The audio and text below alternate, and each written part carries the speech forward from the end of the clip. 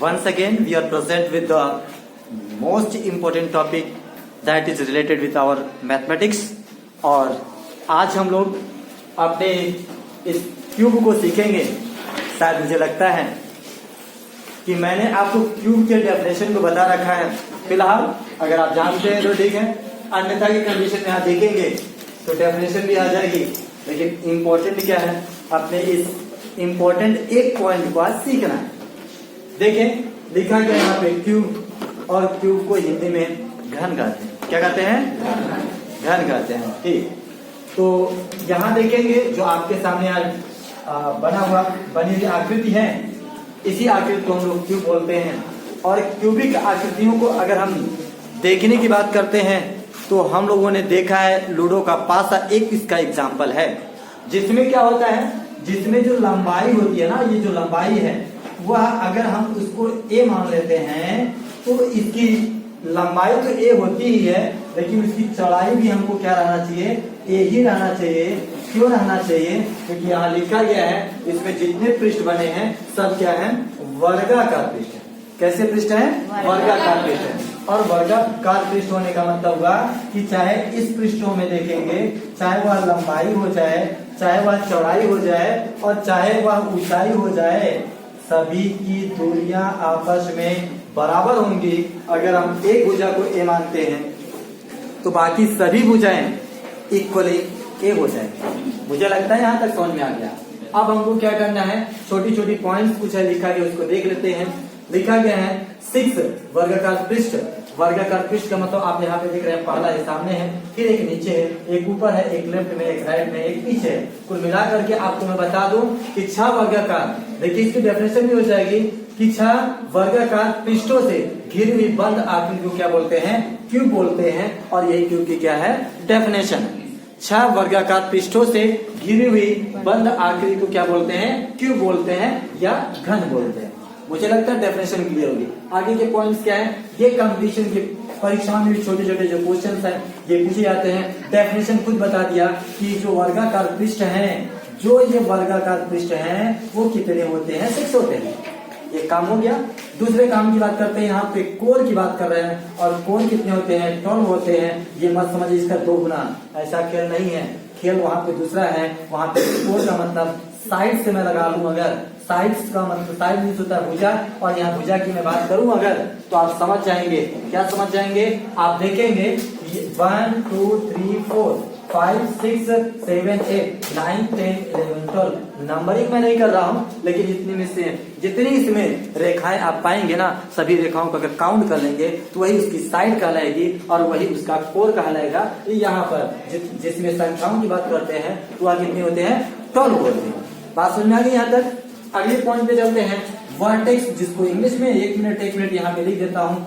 Vertex होता है, क्या होता है, वर्टेक्स होता है। और वर्टेक्स की संख्या की बात करते हैं तो वो शीर्ष होता है, वो कितना होता है, संख्या में 8 होती है।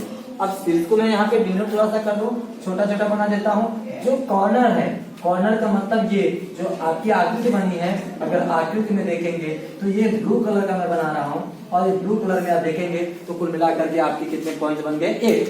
कितने बने हैं, 8। तो जहां पर आप देख रहे हैं कॉर्नर का मतलब जहां पे 2 या 2 से अधिक रेखाएं आकर रुकती हैं, मिलती हैं या मिलती हुई प्रतीत होती हैं, वह आपका क्या कहलाता है, शीर्ष आकृतियों में। और यहाँ कितने शीर्ष हैं, टोटल 8 हैं। तो मुझे लगता है ये भी बात कम हो गई। आगे हम चलते हैं। ये डायगोनल है, ये क्या है, डायगोनल है। और डायगोनल का मतलब DIA होता है। यहाँ पे एक मिस्टेक हुआ और देखते हैं तो क्या लिखा गया है, डायगोनल होता है। ये स्पेलिंग में रहेगा DIAGONAL। डायगोनल की बात करते हैं तो ये कितने विकर्ण होते हैं, इसमें विकर्णों की संख्या कितनी होती है, 4 होती है। मुझे लगता है ये भी बात आपको समझ में आ गया। अब लेकिन समझ में आया, लेकिन वो दिखना चाहिए, इसमें दिखना चाहिए वो विकर्ण है कहाँ। तो आप जानते हैं इंडिकेशन क्या था, रेड पेन से मैं इंडिकेट करके दिखाता हूँ। ध्यान से देखिएगा, इस शीर्ष से इसके सामने वाले शीर्ष में मिलाऊंगा। सामने तो आप समझ नहीं पाएंगे, इस रूम को समझेंगे तो आप समझ लीजिएगा। अगर इस रूम को अगर मैं समझाऊं तो इसको समझ लीजिए एकदम वो लास्ट वाला जो कॉर्नर है, इसको आप समझिए वो लास्ट वाला कॉर्नर जो है, और अगर उस पूरी आकृति को ऐसे समझ जाए तो जो ये वाला कॉर्नर होगा वो यहाँ का कॉर्नर होगा, तो यहाँ पे वहां कॉर्नर से इस कॉर्नर को मैच करेंगे, मतलब उसके सामने वाले को मैच करेंगे। तो एक अच्छी सी नहीं हम बनाएंगे, क्योंकि मैं अच्छी सी इसलिए नहीं बना रहा हूँ ताकि वो लाइन रहेगी तो सीधी ही, लेकिन मैं इस तरह से इसलिए बना दे रहा हूँ ताकि वो रेखाओं पे ना आए। तो ये आपकी क्या बन जाएगा, ये आपका एक विकर्ण बनेगा। जब यहाँ से खींचेंगे तो यहाँ आ जाएगा, और इसके ऊपर, इसी के ऊपर से खींचेंगे तो उसके नीचे चला जाएगा, 2 हो गया। और यहाँ से खींचेंगे इसके सामने यहाँ मिल जाएगा, एक विकर्ण हो जाएगा, और इसके ऊंचाई से यहाँ सामने खींचेंगे ये विकर्ण। मतलब कुल मिला करके अगर रूम की बात करते हैं, वहां से खींचे थे यहाँ पे नीचे एक विकर्ण बना, इसके ऊपर खींचेंगे वहां से तो उसके नीचे जाकर मिल जाएगा, ये दूसरा विकर्ण हो जाएगा आपका, 2 विकर्ण हो गए। अब यहाँ कॉर्नर से अगर आप खींचेंगे उस कॉर्नर की तरफ, तो आप समझ गए कि यहाँ से एक आपका और विकर्ण, और इसके ऊपर और नीचे देखेंगे तो यह भी एक आपका विकर्ण हो जाएगा। तो विकर्णों की संख्या कुल कितनी हो गई टोटल कितनी हो गई, 4 हो गई। कितनी हो गई, 4। अब यहाँ तक तो ये बेसिक बात था, ये बेसिक मैटर था। अब यहाँ से इंपॉर्टेंट चालू हुआ। मैंने कहा था कि वीडियो टोटल देखिएगा, अगर कम देखेंगे तो दिक्कत हो जाएगी। इंपॉर्टेंट आज आपको सीख कर ही जाना है। क्या सीख कर जाना है, ये जो विकर्ण यहाँ पे आया है ना, यही तो सीखना है कि इसकी लंबाई कितनी होगी, मतलब ये d कितना होगा, यही आज सीखने के लिए आप आए हैं। अब आपको कैसे पता चलेगा, तो आपको मैं बता रहा हूं, ध्यान दीजिएगा। इस विकर्ण में देखेंगे तो आप इसको अगर जो रेखा विकर्ण के रूप में यहाँ खींची गई है, इसको अगर आप देखेंगे तो सीधी रहेगी, और यहाँ पे देखेंगे ये जो ग्रीन कलर की थी, ये रेखा से, इस रेखा से और इस विकर्ण वाले से, और इसको मैं सीधा मिला दूं यहाँ पर, इन तीनों रेखाओं से यहाँ एक समकोण त्रिभुज बन जाएगा। आप नीले नीले वाले को केवल देखिएगा, किसको देखना है, नीले नीले वाले को देखेंगे आप ना, तो ये आपका तीनों रेखाओं से यहाँ पर एक त्रिभुज बनेगा, जो क्या बनेगा, राइट एंगल ट्रायंगल, और हिंदी में क्या बोलेंगे उसको हम लोग, समकोण। अब मैं नाम भी यहाँ रखूंगा, नाम क्या रखूंगा, यहाँ पे ए लिखूंगा, और यहाँ पर बी लिखूंगा, और यहाँ पर सी लिख देता हूँ। तो जो ए बी सी, अब मैं यहाँ लिख कर भी दिखाऊं, तो जो आपका ट्रायंगल जो बना है ए बी सी, ये क्या है, एक समकोण त्रिभुज है। कौन सा त्रिभुज है भाई, समकोण त्रिभुज है। कौन सा त्रिभुज है, समकोण त्रिभुज है। अच्छा, समकोण त्रिभुज में एक कहानी है, वो कहानी क्या होती है, पाइथागोरस प्रमेय इसमें लागू होता है। क्या होता है, पाइथागोरस प्रमेय इसमें लागू होता है। मतलब हम लोग को अगर देखें तो यहाँ पर क्या है, यहाँ पर ये जो आप देख रहे हैं ना, ये देख रहे हैं, ये ऊंचाई है। तो मैंने पहले ही बता रखा था कि अगर एक भुजा को ए मानते हैं तो इसकी चौड़ाई ऊंचाई के रूप में जो आ रहा है वह क्या हो जाएगा, ए हो जाएगा। क्या हो जाएगा, ए हो जाएगा। अब बात यह है कि पाइथागोरस प्रमेय लागू कैसे होता है। अगर यहाँ पे विकर्ण है तो समकोण त्रिभुज के लिए वह कर्ण होगा। क्या होगा, इस आकृति में यह विकर्ण है, लेकिन समकोण त्रिभुज के लिए वह क्या होगा, कर्ण होगा। तो कर्ण का सूत्र क्या होता है भाई, कर्ण का मतलब मैं शॉर्ट से डिनोट करूं तो कर्ण को के समझू अगर, तो के इक्वल टू क्या होता है, कर्णी में एल का स्क्वायर प्लस ए का स्क्वायर। यहाँ पे के का मतलब कर्ण है, एल का मतलब लंब है, ए का मतलब आधार है। आपको चिंता नहीं करनी चाहिए, हमको कर्ण ही निकालना है। तो कर्ण के लिए यहाँ पर मैंने डायगोनल से आपको क्या बना दिया है, यहाँ पे क्या बना दिया है, डी से डिनोट किया है। तो कर्ण के स्थान पे हमको डी पता चल जा रहा है, और इसी का मान निकालना है, इसी का मान निकालना ना। अब इस मान को निकालने के लिए हमको जरूरत किस चीज की है भाई, हमको लंब की जरूरत है। किसकी जरूरत है, लंब की जरूरत है। और लंब में यहाँ पे क्या है, यहाँ पे ए है। क्या है, ए है। तो एकदम बिल्कुल मैं यहाँ लिख भी देता हूँ, क्या लिखना है लंब के स्थान पर, ए लिखना है। और ए ही नहीं, या लंब का स्क्वायर होता है तो हमको क्या करना होगा, ए का स्क्वायर लिखना पड़ेगा। बात समझ में आ रही है। ये बहुत इंपॉर्टेंट टॉपिक है, ये किताबों में लिखा रहेगा, निकला कैसे है नहीं मिलता, वो इसीलिए बता रहा हूँ, इसीलिए तो कहा बहुत इंपॉर्टेंट है। वीडियो पूरा लास्ट तक देखिएगा, नहीं तो आपके लिए दिक्कत हो जाएगी। तो बाद में समझ, ये आधे लोग समझ गए। अब तो आधार ही रखना है, लेकिन आधार पता नहीं, आधार तो रखना है, आधार पता नहीं है। अब आधार को पहले निकालिया कर। अब आधार को निकालने की बात करते हैं। ध्यान दीजिए, ध्यान क्या देना है, ध्यान ये देना है।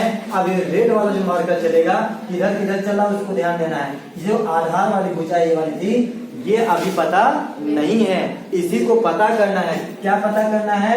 नीचे जो बना है ना ये देखने में तो अजीब लग रहा है कि आकृति कैसी है, लेकिन वो अजीब नहीं, आपको पहले बता दिया गया था डेफिनेशन में, वह वर्गाकार है। क्या है? वर्गाकार है। तो वर्गाकार में क्या है? वर्गाकार में आप जानते हैं देखने में इधर उधर लग रहा है लेकिन वर्ग है, और लेकिन वर्ग नहीं है। वर्ग की सभी भुजाएं भी बराबर होती हैं, इसका मतलब ये वर्ग का विकर्ण का काम करेगा। किसका विकर्ण काम करेगा? वर्ग का विकर्ण। और वर्ग का विकर्ण आपने सीखा था, आपने क्या किया था? सीखा था। लेकिन क्या प्रॉब्लम है?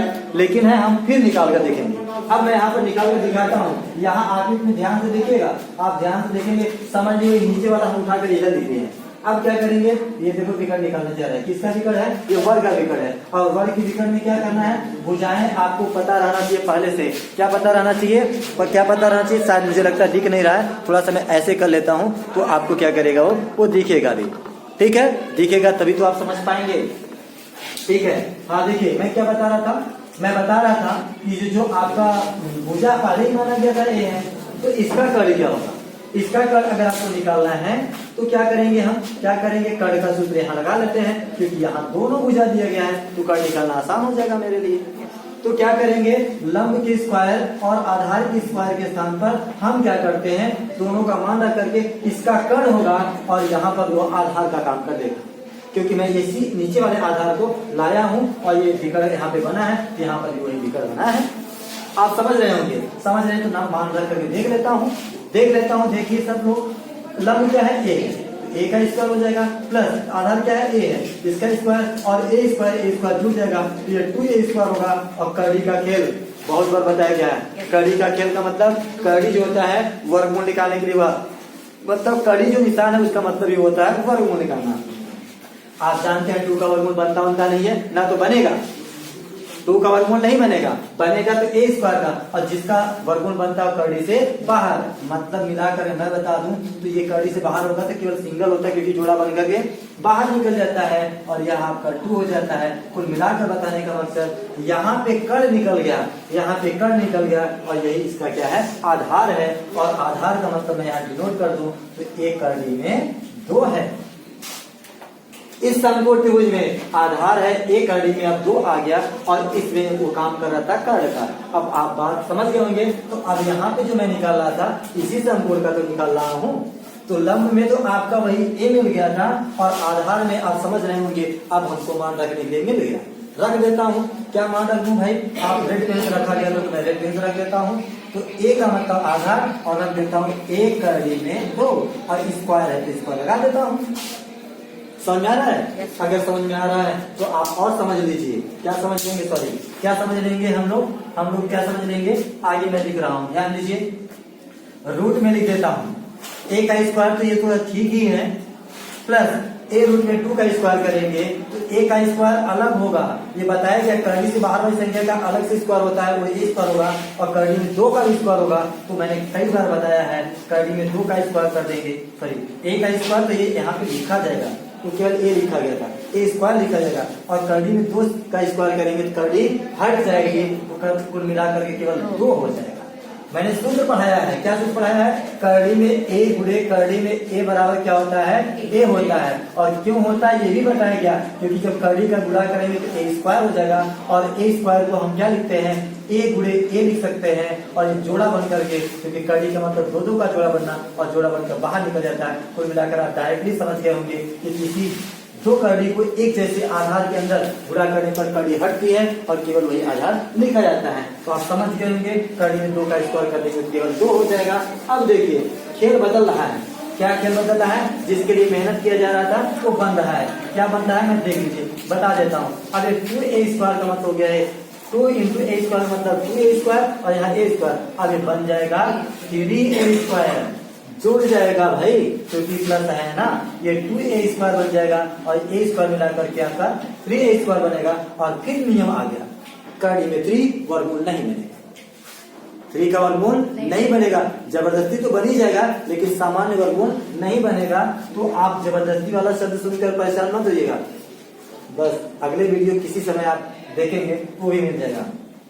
तो ए स्क्वायर का वर्गमूल बनेगा तो ए बाहर हो जाएगा और रूट में आपका ये 3 हो जाएगा। तो इस ये जो आपका निकला है ये आपका डी का मान, किसका मान निकला, ये डी बराबर निकल गया ए रूट में 2 ए रूट में 3 है और यही आपका यहाँ विकर्ण है। मैं यहाँ दर्शा भी देता हूँ, डी के स्थान पर ए रूट में 3, ये क्या हो गया, ये विकर्ण हो गया। और कोई भी आकृति है उसके विकर्ण कोई भी नहीं, इसके विकर्ण मतलब घन के विकर्ण आपस में बराबर होते हैं। चारों विकर्ण का मान यही होगा। और ये रहा आपका अच्छा सा वीडियो। बाकी सारी चीजें हम लोग पिछले वीडियो में सीखे थे और कुछ चीजें अगले वीडियो में सीखेंगे। Thank you for watching this video और हम मिलते हैं नेक्स्ट वीडियो के साथ।